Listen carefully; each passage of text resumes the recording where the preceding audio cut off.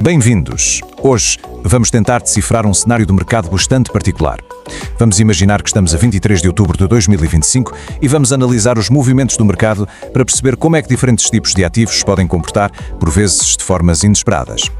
E o ponto de partida é logo um quebra-cabeças bem interessante. Como é que ativos de risco, como as ações e as criptomoedas, e um clássico ativo de refúgio, como o ouro, estão todos a subir ao mesmo tempo.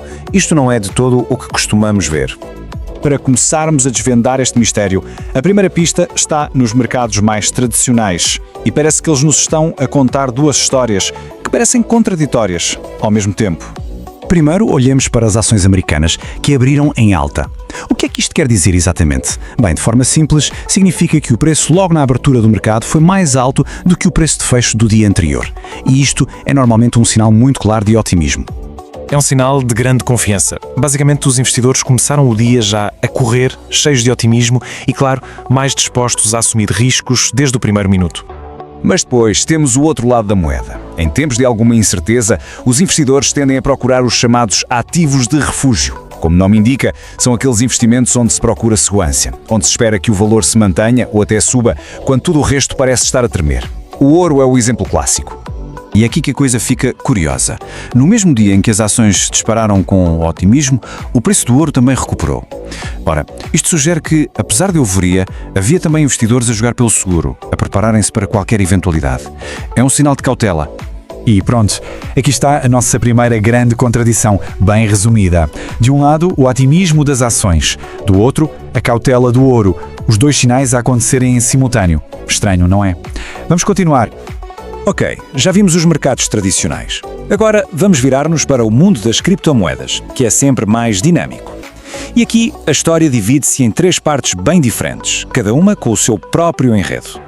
Para a Bitcoin, a grande notícia do dia foi atingir a marca dos 110 mil. E atenção, este não é apenas um número, é uma barreira psicológica importantíssima para o mercado. Superá-la é um sinal de força tremendo. Claro que, ao atingir este valor, a conversa entre os analistas foi praticamente unânime. A tendência de subida a curto prazo parecia ter pernas para andar. O sentimento era claramente de que o movimento iria continuar. Depois da Bitcoin, vamos olhar para o Ethereum. A estratégia vencedora aqui foi abrir uma posição longa. Para quem não está familiarizado, isto é jargão de mercado para algo muito simples. É comprar um ativo porque se acredita que o preço vai subir. E o que é fascinante aqui é ver como a estratégia para o Ethereum foi tão cirúrgica. Havia um intervalo de preços muito específico, ali à volta dos 3.800, onde a oportunidade era clara. Quem comprou perto daqueles valores-chave teve sucesso. E por fim, a Solana. A história da Solana nesse dia foi um autêntico filme de ação, com um padrão gráfico clássico, a recuperação em V.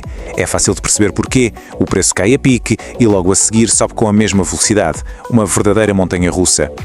Então, o que aconteceu foi isto. Primeiro, um mergulho a pique. O preço da Solana caiu de forma abrupta, o que certamente testou os nervos de muita gente no mercado. Só que quase sem dar tempo para respirar, o preço inverteu a marcha e recuperou tudo o que tinha perdido com a mesma intensidade. Isto mostra uma força compradora brutal. Alguém estava ali para aproveitar os preços mais baixos. E claro, este tipo de volatilidade cria oportunidades. Quem teve a coragem de comprar na baixa, de abrir uma posição longa antes da recuperação, conseguiu um lucro bem jeitoso, na ordem dos 5% a 6%. Nada mal para um movimento tão rápido. Ok, já reunimos as pistas todas, o otimismo e a cautela dos mercados tradicionais e as três histórias diferentes do mundo cripto. Agora vamos juntar as peças e finalmente resolver o nosso quebra-cabeças inicial. E a solução, na verdade, não é assim tão complicada.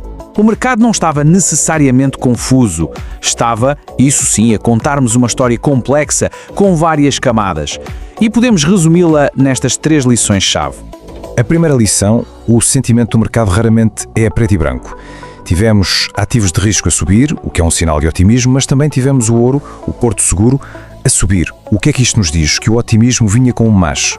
Havia confiança, sim, mas também uma certa dose de cautela no ar. Depois, a segunda e terceira lições. A segunda é que os níveis de preço-chave importam, e muito. Números como os 110 mil da Bitcoin não são arbitrários, funcionam como ímãs psicológicos. E por fim, mesmo quando a maré sobe para todos, cada barco navega de forma diferente.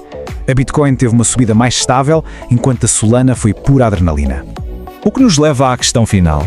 Quando vemos otimismo e cautela a existirem lado ao lado, o que é que o mercado nos está a dizer?